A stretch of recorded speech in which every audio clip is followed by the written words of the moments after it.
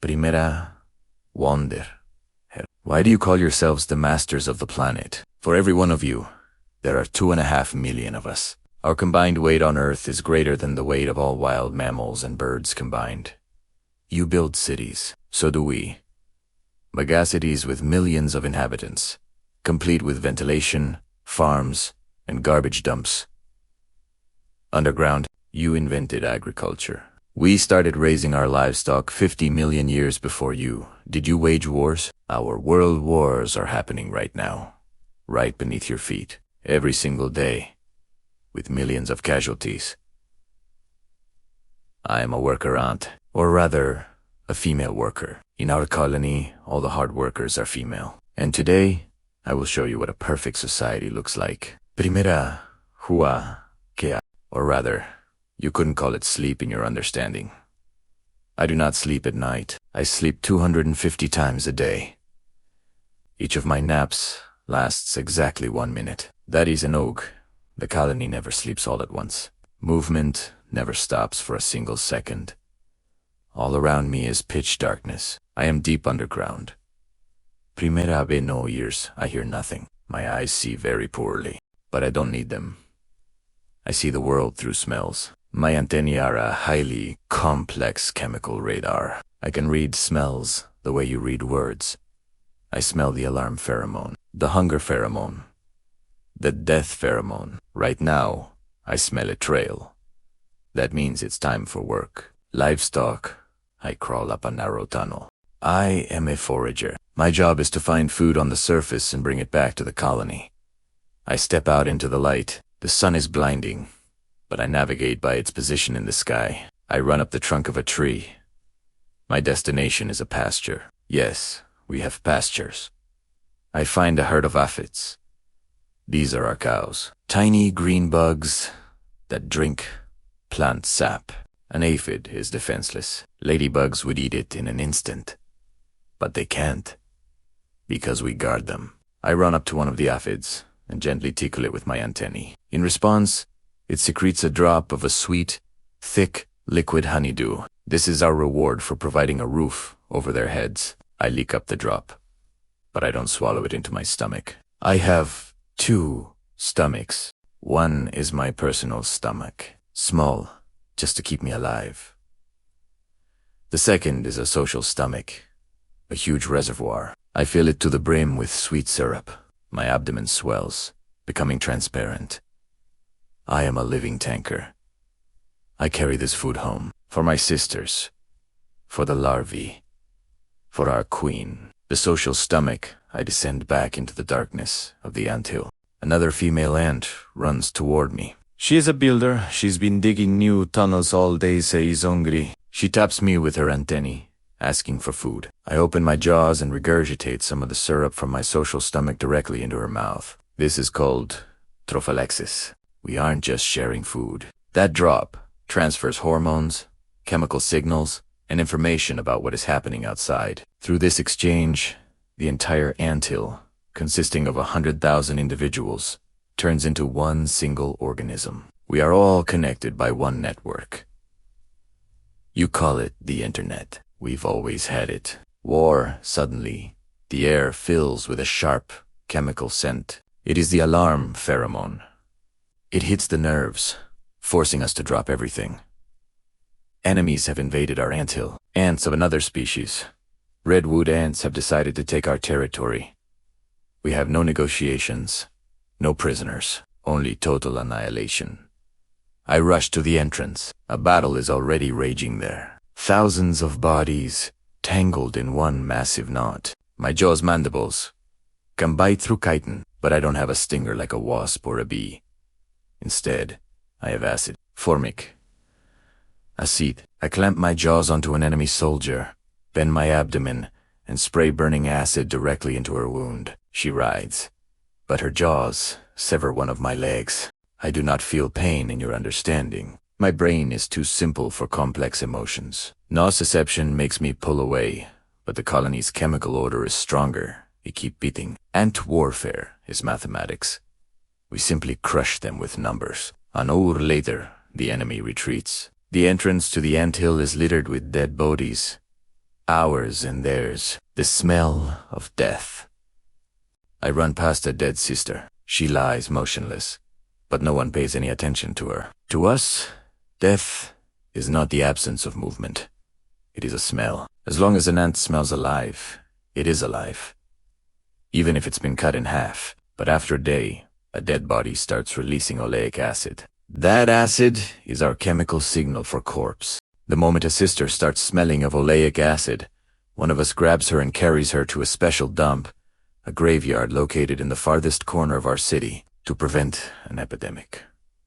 Fun fact, if you put a drop of oleic acid on a perfectly alive and healthy ant, other ants will grab him and carry him to the graveyard. He will struggle and resist, but he will still be thrown in with the dead.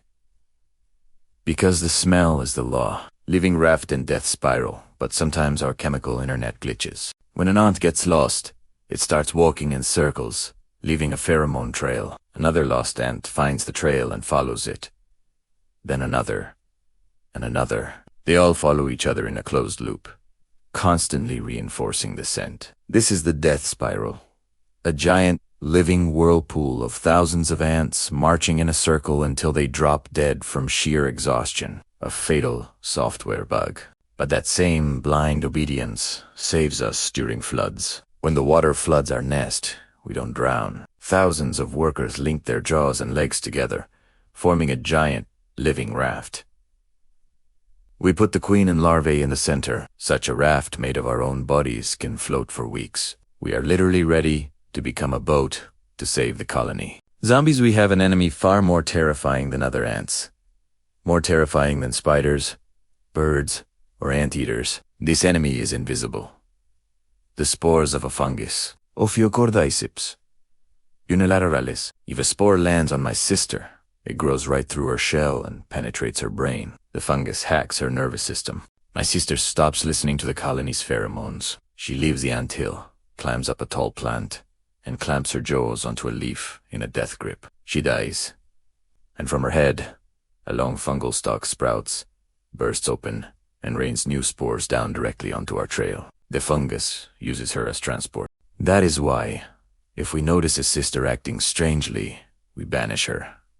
We carry her far away from the anthill. For the survival of the colony, winter, the cold arrives. Outside, the ground is covered in snow, but there is no snow in our city. We prepare for winter. We seal all the upper entrances to the anthill with clay, resin, and dry pine needles. We descend deep underground, below the frost line. There, in massive wintering chambers, we gather into one giant, living ball. We enter deep. Our metabolism slows down to almost zero.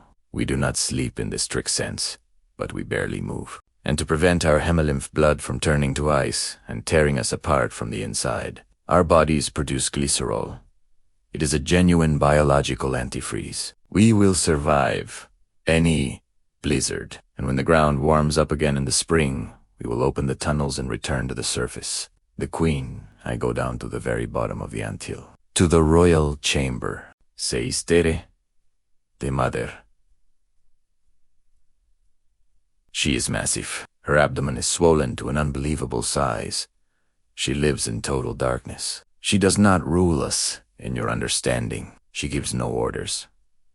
She is simply a factory. Her only job is to give birth. She can lay up to 1,000 eggs a day. She made it only once in her life, during a nuptial flight many years ago. She kept the male seed in a special reservoir inside her, using it drop by drop. I am a worker ant. I will live anywhere from a few months to 3 years. The queen can live for 20, and in a laboratory, up to 30 years. Everything we do, everything we fight and die for, is to protect her, because without her, the city is doomed. If the queen dies, the colony will slowly die out, as no new workers will be born. Old age and death, my life is strictly regulated by age. When I first hatched, I worked as a nurse. I cared for the larvae deep in the safety of the anthill. Then I became a builder, then a guard, and only now, near the end of my life, have I become a forager. It is the most dangerous job.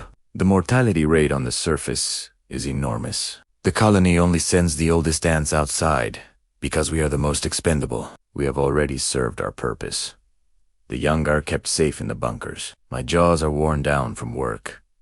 I lost a leg in battle. One of these days, I simply won't be able to make it back to the anthill. A bird, a spider, or someone's shoe will end my journey. But it doesn't matter. My individual identity does not exist. Only the colony exists. I am just one cell in a massive organism. One cell, more. One cell, less. The colony will live on. Author's note. Ants, family Formicidae, are one of the most evolutionarily successful insect families on the planet. They appeared in the mid-Cretaceous period, about 140 million years ago. There are over 14,000 known species of ants, and they live on every continent except Antarctica. Their success is due to social organization, the ability to divide labor, communicate, and solve complex problems together. Ants make up to 25% of the biomass of all terrestrial animals in the tropics. Now, the craziest questions you could possibly ask. Is it true that ants can carry many times their own weight? Yes, depending on the species, an ant can lift 10 to 50 times its own body weight. If a human had that kind of strength, they could lift a car. This is possible due to the physics of small sizes. The cross-sectional area of their muscles relative to their body mass is enormous. Their exoskeleton also provides perfect anchor points for these powerful muscles. Is it true that ants build rafts out of their bodies during floods?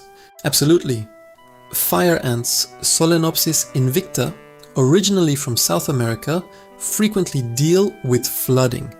When the water rises, they link their legs and jaws together, forming a waterproof raft out of thousands of living ants. In the center of this raft, safe and dry, they hide the queen and the larvae. Such a raft can float for weeks until it reaches dry land. Do ants really have slavery? Yes, and it's called slave-making parasitism. Some species, like Amazon ants, Polyergus, are incapable of foraging for food or caring for their young. Their jaws have evolved into sabers, perfect only for killing. They raid the colonies of other ants, usually Formica species, kill the guards and steal their pupae. When ants hatch from these pupae, they don't know they are in an enemy nest and spend their entire lives taking care of their kidnappers. Is it true that if you kill an ant, others will come to get revenge? Not for revenge, but they will come. When an ant is crushed, its special gland releases a massive dose of alarm pheromone. This chemical signal literally screams, "Danger here! Help!" Other ants, smelling this, rush to the source with their jaws open, ready to attack. Therefore, crushing one ant near an anthill will provoke a massive attack. What is the kamikaze ant species that explodes? The species Colobopsis explodens from Southeast Asia has a stunning defense system. Worker ants have huge glands filled with a toxic and sticky liquid. During a battle with an enemy, when ordinary jaws aren't enough, the worker ant sharply contracts its abdominal muscles. Its body literally tears apart, and the toxic glue sprays all over the enemy, killing or immobilizing it. The ant dies, but saves the colony. Is there a leader ant that gives orders? No. That is the most common myth. The queen is just the reproductive organ of the colony. She makes no decisions. The anthill operates on a decentralized intelligence, swarm intelligence. Every ant follows simple chemical rules, obeys pheromones. If an ant finds food, it leaves a scented trail. Others stumble upon the trail and follow it, reinforcing the scent. Thus, thousands of individuals make perfect decisions without a single commander. Do ants sleep? They do not have a long, multi-hour night's sleep like we do. Studies of fire ants have shown that workers take about 250 tiny power naps a day, each lasting about a minute. This allows the colony to function 24 hours a day. However, queens sleep much longer, up to 9 hours a day, which partly explains their astonishing longevity. Can an ant survive falling off a skyscraper? Yes, it will survive and walk away. Once again, physics. Because of their tiny mass and huge surface area, relative to weight, air resistance quickly balances gravity. The terminal velocity is only about 6 km per hour. At that speed, the ant's exoskeleton easily absorbs the impact without any damage. You could drop an ant out of an airplane, and it wouldn't be crushed. Is it true that if you draw a circle around an ant with a marker, it cannot get out? Yes. Ants see the world through smells and navigate via chemical trails, pheromones. The sharp chemical odor of marker ink, chalk, or perfume literally blinds them. To an ant, a marker line is an invisible wall of unbearable stench that overpowers its own pheromone trail. Therefore, it will run frantically inside the circle until the smell dissipates. The same applies to salt and baking soda. They destroy their chemical navigation and dehydrate them. Have ants been to space? Yes. In 2014, scientists sent ants to the International Space Station, ISS. The goal of the experiment was to see how they would coordinate foraging in zero gravity. The ants proved incredibly adaptable. They clung to surfaces with their tiny claws and continued exploring the territory, passing information to each other even in microgravity. Do ants know how to swim? And what do they do when it rains? Ants cannot swim in the classic sense, but they do not sink. Thanks to their light weight and tiny body hairs that trap air, they stay afloat on the water's surface due to surface tension. During a heavy downpour, raindrops might flood the upper levels of the anthill, but the architecture of their cities includes a complex drainage system. If an ant is completely submerged, it closes its spiracles and can survive in this state for up to 2 weeks, depending on the species, waiting for the water to recede. Can you keep ants at home as pets? What do they eat and do they bite? Keeping ants in special farms, formicariums, is a popular hobby known as ant keeping. They are easy to care for. They need moisture, carbohydrates, sweet syrup for the workers' energy, and protein, dead insects, pieces of meat to grow the larvae. As for biting, almost all ants can bite with their mandibles, and some species, like fire ants, have a venomous stinger. The bite of a common wood ant is harmless, but it often sprays the wound with burning formic acid for a greater effect. If you enjoyed this look inside a perfect society, where there is no room for selfishness, be sure to watch our previous video, 24 hours in the life of a mosquito. You will find out, how does a mosquito find you in complete darkness from 50 meters away? Why do only females drink blood? And what does a male actually eat? How do mosquitoes survive the winter hiding in your basement? And when exactly do they wake up? And what is the secret plan to fight mosquitoes using genetically modified insects? The answers to these questions will change the way you look at summer nights. Click the next video.